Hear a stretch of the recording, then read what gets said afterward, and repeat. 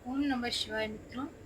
चाहे किसी मनुष्य को कितने ही दुर्भाग्य ने घेर रखा हो, बस सुबह 3 से 6 बजे के बीच में उठकर ब्रह्म मुहूर्त में ये दो काम करना शुरू कर दे और जो चाहे सो पाए। एक समय की बात है, माता पार्वती ने भगवान शिव जी से पूछा, स्वामी, मैंने देखा है कि कितना ही भागा मनुष्य हो, अगर वह सुबह के समय ब्रह्म मुहूर्त में उठता है तो वह सब बहुत सुखी रहता है। ऐसा क्यों है? मुझे ब्रह्म मुहूर्त का रहस्य बताइए। तब भगवान शिव ने कहा, हे देवी, मैं आपको इस प्रश्न का उत्तर एक कथा के माध्यम से बताऊंगा। कृपया आप इस कथा को ध्यानपूर्वक सुनना, और जो भी मनुष्य इस कथा को पूरा सुनेगा वह कभी भी इस अवसर को अपने हाथ से जाने नहीं देगा। ब्रह्म मुहूर्त का रहस्य जानकर पूरा जीवन बदल बदल जाएगा। भगवान शिव कथा को सुनाना प्रारंभ करते हैं और माता पार्वती से कहते हैं, बहुत समय पहले की बात है, काशी में दीनू नाम का एक लड़का रहता था। वह लड़का बहुत ही अच्छा था, लेकिन एक गलत आदत थी उसके अंदर। वह देर तक सोता रहता था। सुबह उसे जगाने के लिए घर वाले कई प्रकार से प्रयत्न करते, परंतु वह रोजाना सुबह देर तक सोता रहता था। वह लड़का कभी भी 9-10 बजे से पहले नहीं उठता। जब वह बालक था तब परिवार वालों ने सोचा कि जब ये बड़ा हो जाएगा तो इसकी आदत में सुधार हो जाएगा। परंतु वह लड़का जैसे जैसे बड़ा होता गया, उसकी यह आदत और भी ज्यादा गहरी होती गई। दुनिया इधर की उधर हो जाए, लेकिन वह लड़का कभी भी जल्दी नहीं उठ पाता। उसके पिता उसकी इस आदत से बहुत ज्यादा परेशान थे। उस लड़के को ढेरों नकारात्मक शक्तियों ने घेर लिया। वह सभी को पलट कर जवाब देता और दिन भर उदास रहता था। इसका असर उसके स्वास्थ्य पर भी पड़ रहा था। जब उस लड़के को यह पता लगा कि उसके सारे मित्र सफल हो रहे हैं, तब वह और भी ज्यादा चिंतित हो गया और ईश्वर को कोसने लगा। वह बार बार यही कहता था कि मेरी किस्मत ही खराब है। परंतु उसके पिता अच्छी तरह से जानते थे कि उस लड़के के असफल होने के पीछे क्या कारण। भगवान शिव ने कहा, हे देवी, फिर एक दिन की बात है, उसके पिता को किसी सन्यासी के बारे में पता चला। उसने तुरंत अपने बेटे की समस्या सन्यासी जी को सुना दी और सन्यासी को बेटे की आदतों के बारे में बताया। और सन्यासी ने कहा कि कल आप अपने बेटे को इस आश्रम में आने को कहिए। फिर उस लड़के का पिता अपने घर की ओर चला गया। उसे पता था कि अगर वह सीधे तरीके से अपने बेटे को सन्यासी से मिलने के लिए कहेगा तो वह कभी तैयार नहीं होगा। उसने अपने बेटे को अपने पास बुलाया और कहा, तुम्हारे सारे मित्र जीवन में सफलता प्राप्त कर चुके हैं, क्या तुम सफल नहीं होना चाहते? लड़के ने उत्तर दिया कि जरूर पिताजी, परंतु जब भी मैं अपने मित्रों से उनकी सफलता का रहस्य पूछता हूँ तो वह मुझे कुछ नहीं बताते। भगवान शिव ने कहा, हे देवी, फिर उसके पिता ने कहा कि मुझे यह रहस्य पता चल गया है कि वह सभी क्यों सफल होते जा रहे हैं। तब उस लड़के ने बड़ी उत्सुकता से पूछा, क्या पता चल गया पिताजी? कृपया करके मुझे आप बताइए। उसके पिता ने कहा कि कल सुबह तुम्हें एक सन्यासी के आश्रम में जाकर उनसे मिलना है। यदि तुम वहां पर समय पर पहुंच गए तो वह सन्यासी तुम्हें ऐसा मंत्र बताएंगे जिससे तुम सफल हो जाओगे। परंतु एक समस्या है। लड़के ने पूछा, क्या पिताजी? पिताजी बोले, तुम बहुत देर तक सोते हो। तो बेटा बोला, कल मैं पूरी रात जागता रहूंगा और सुबह सन्यासी से मिलकर आऊंगा। उसके पिता ने कहा कि ठीक है, तुम वहां जाकर उन सन्यासी की आज्ञा को मानना। पिता की बात सुनकर वह लड़का बहुत अधिक खुश हुआ।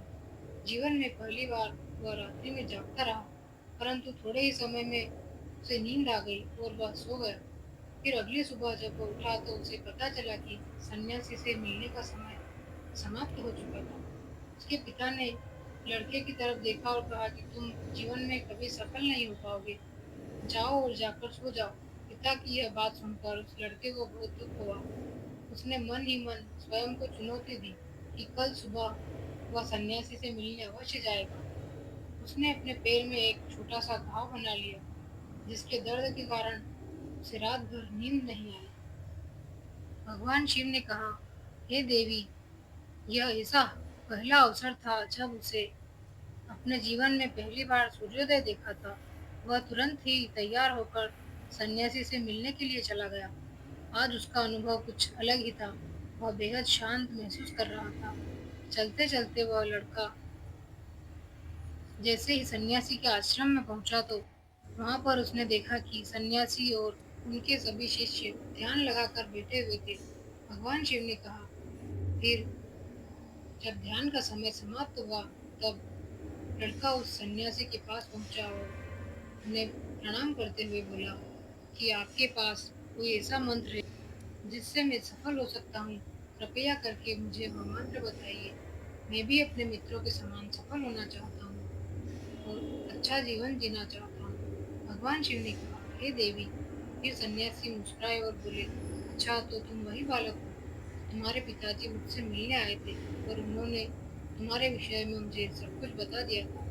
मैं तुम्हें वह मंत्र अवश्य बता देता, परंतु अब लड़के ने जैसे ही परंतु शब्द सुना तो लड़का घबरा गया। उसने पूछा, परंतु क्या गुरुदेव?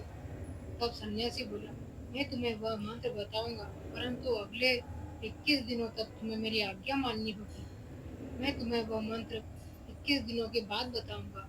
तब तक मैं तुमसे जो भी कार्य कहूंगा तुम्हें वह करना होगा। यदि तुम सफल हुए या कार्य के बीच में तुम्हारा संकल्प टूट गया तो उस मंत्र का असर नहीं होगा। दृढ़ निश्चय के साथ उस लड़के ने कहा कि मुझे आपकी सारी आज्ञा स्वीकार है। मैं अगले 21 दिनों के लिए आपका दास हूँ। आप जो भी कहेंगे मैं वही कार्य करूँगा। मुझे केवल और केवल उस मंत्र के बारे में जानना है। भगवान शिव ने कहा, हे देवी। फिर सन्यासी ने उस लड़के से कहा कि ठीक है, कल से तुम्हारा कार्य शुरू होगा। तुम इसी आश्रम में निवास करोगे। वह लड़का आश्रम में निवास करने के लिए तैयार हो गया। सन्यासी ने कहा कि यहाँ रहते हुए तुम्हें ब्रह्म मुहूर्त में उठना होगा और दूसरे शिष्यों की तरह ध्यान और तप करना होगा। साथ ही आश्रम के कार्यों में भी सहायता करनी होगी। ध्यान रहे, यह संकल्प टूटना नहीं चाहिए। भगवान शिव बोले।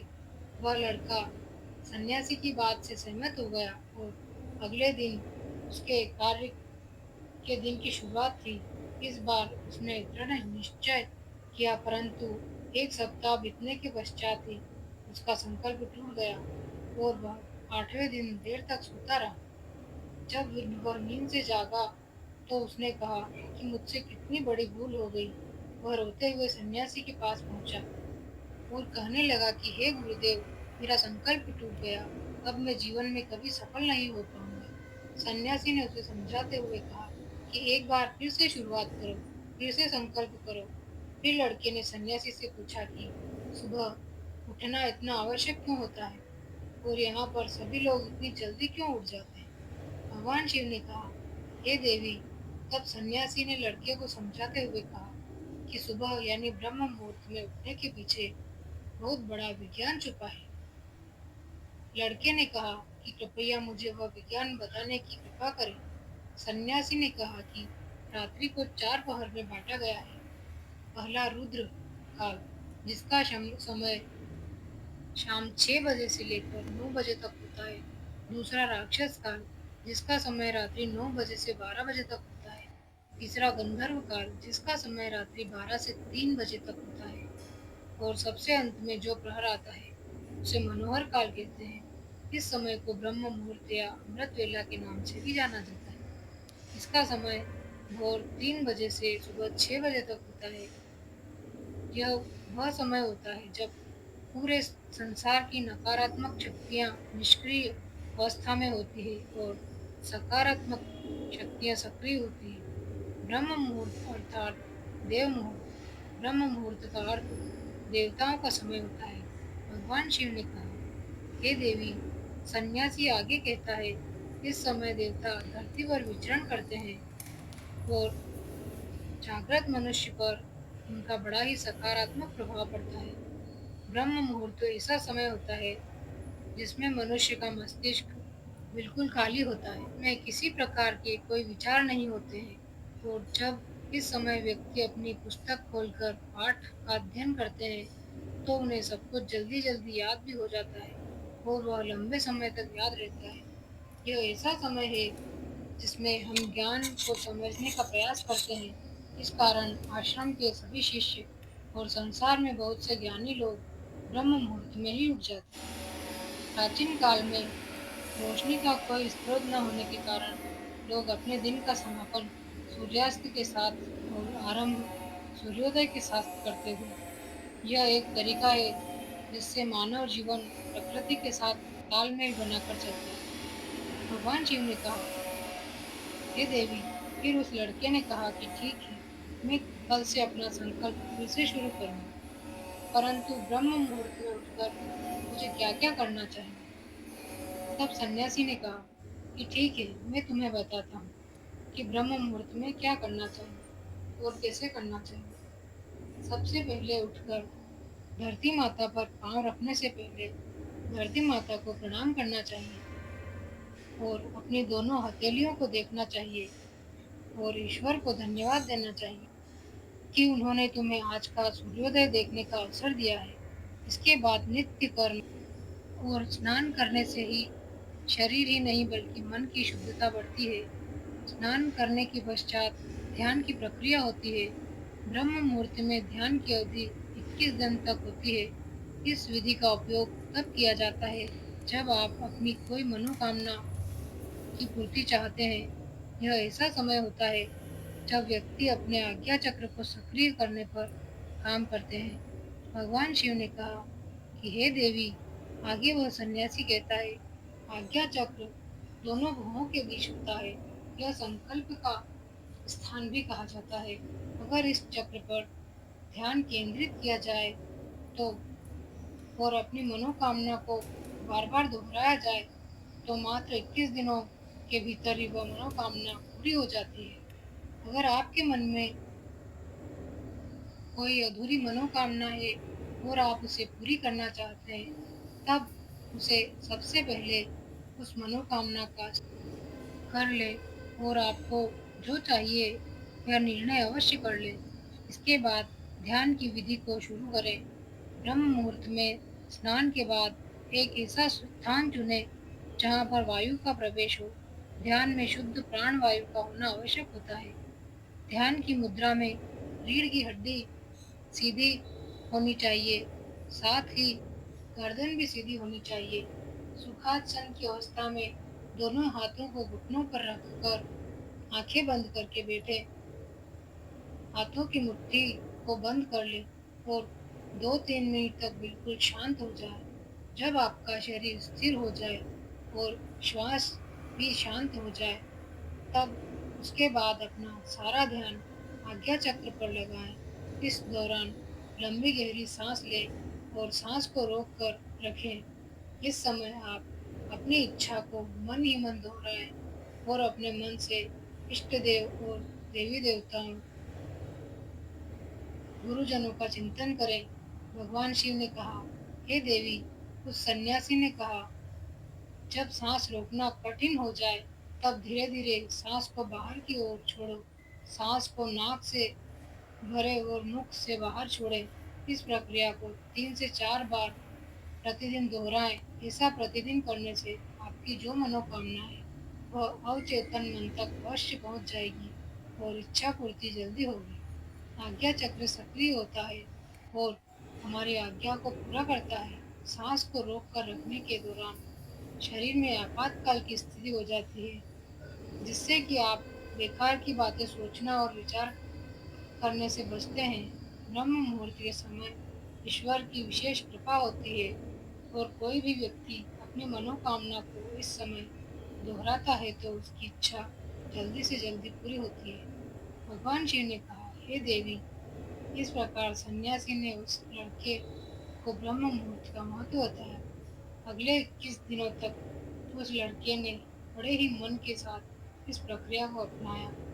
अब वह बहुत ही ज़्यादा अनुशासित और शांत स्वभाव का बन चुका था।